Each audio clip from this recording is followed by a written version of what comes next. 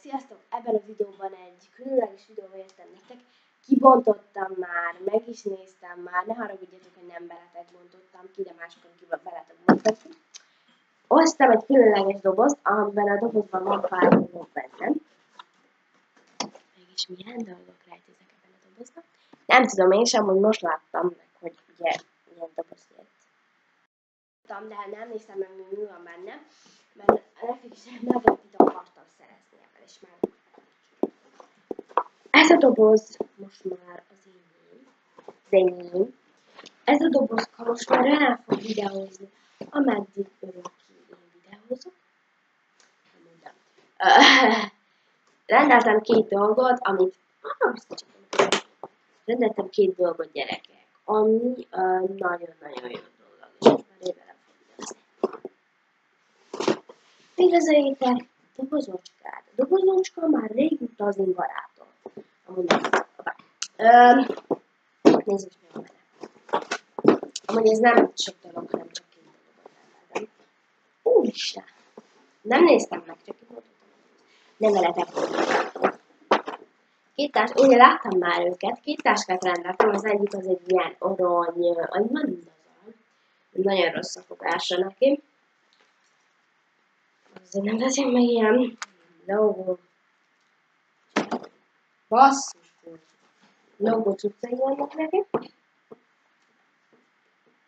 A bazocska neki. Nagyon szeretem ezt a táskát, mert eléggé nagyon szép, úgyhogy nekem ez nagyon-nagyon jó.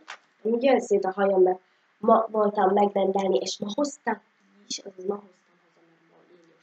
És szétjött már a hajam, ma már, de ügyes mondom, ma már szétjött a hajam, mert önnap ugye, nem tudom, hogy tudjátok, hogy tegnap csináltam egy ezt a könyves videót, azt majd megtekintetik ide, majd először ezt meglássátok, és utána ezt látjátok.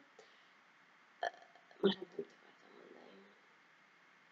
Ja igen, és akkor be volt ugye fonyva a hajam, és azóta kivontam, meg is simítottam ugye a hajsimítóval, és totál kész voltam.